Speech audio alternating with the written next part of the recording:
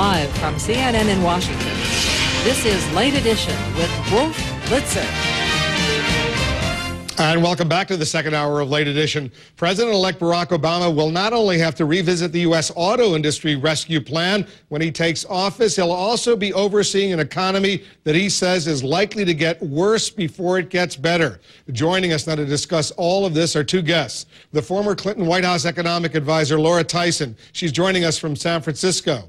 And former Hewlett-Packard chairman and CEO Carly Fiorina. She's here in Washington. She's now the CEO of Carly Fiorina Enterprises. And Carly, let me start off with you. This 675 to 775 economic stimulus package that the president-elect is now weighing, is that going to do the job in turning this economy around?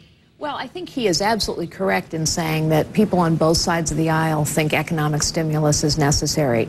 My own view is I'm a bit concerned that we seem to be taking policy prescriptions from the era of the Great Depression, when big government, big companies, and big labor were the answer.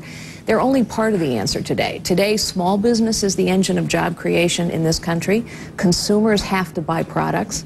We need to do things that make it easier for small businesses to hire and grow, make it easier for consumers to purchase. Right now, we still have a credit freeze. So we're going to have to get to the fundamentals that are driving this economy downward right now, which is home foreclosures, lack of consumer purchasing power, and small businesses that are closing, not opening. Laura, you agree with that or disagree? I do agree with that. I think that it's very important to think of this as a multi-part crisis, and that's what makes it so difficult. There's a collapse in demand driven by the collapse of consumption demand.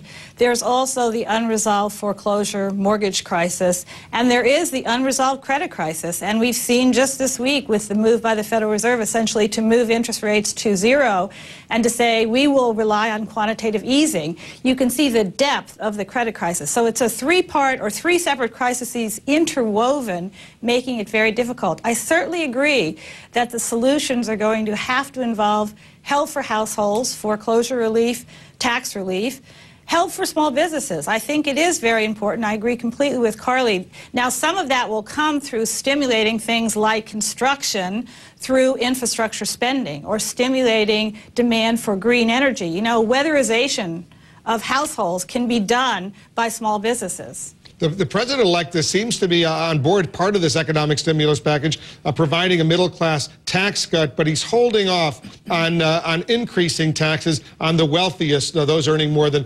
$250,000 a year. Are you on board, Carly, with those 2 points? Well, I think that's clearly wise right now. You don't raise taxes on anyone in the middle of a recession, and if you can provide tax cuts to the middle class, all to the better. I think there's also an opportunity to look at revising tax policies for small businesses, to encourage them to make some investments and to hire people. But I applaud much of what President-elect Obama has done thus far. I just hope that we are not overly focused on the big solutions, big labor, big government, big companies. Are you reassured by the economic team he's put in place? I think the economic team he has put in place clearly has a lot of credibility. I think he's made very good appointments thus far across the board. But I think we have to remember that in this country, in this 21st century, the job creation engine of growth is small business. Small businesses where so many immigrants, for example, get their start. African American small businesses are among the fastest growing, Hispanic American, Asian American, women-owned businesses, and that ultimately consumers have to be in a position to buy products. Is this a time, Laura Tyson, when the federal government has to forget about the notion of balancing the budget, given the economic distress out there? You got to start pumping in these hundreds of billions of dollars, even if the money is going to come from future generations? I think that if you look at the range of opinion that has come together on the need for essentially stimulus measures right now, you'll see it goes all the way from Larry Lindsay and from Martin Feldstein all the way to the liberal economist wing, you'd say Bob Reich, myself, others.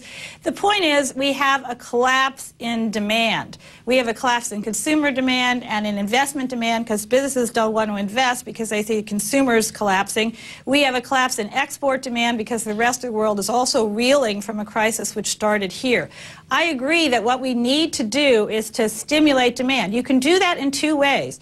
You can do that by tax cuts that help households. You can do that with foreclosure relief that help households.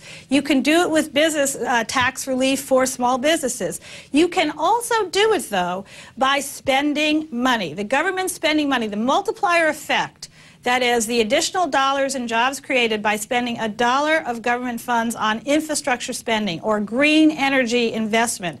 Those multiplier effects are very large. And I don't think we need to make a distinction here between big government and small business. A lot of the jobs, a lot of the companies that will be benefited by a massive infrastructure spending program or a massive green energy investment program will be small businesses. They're looking for demand for their products and services. The president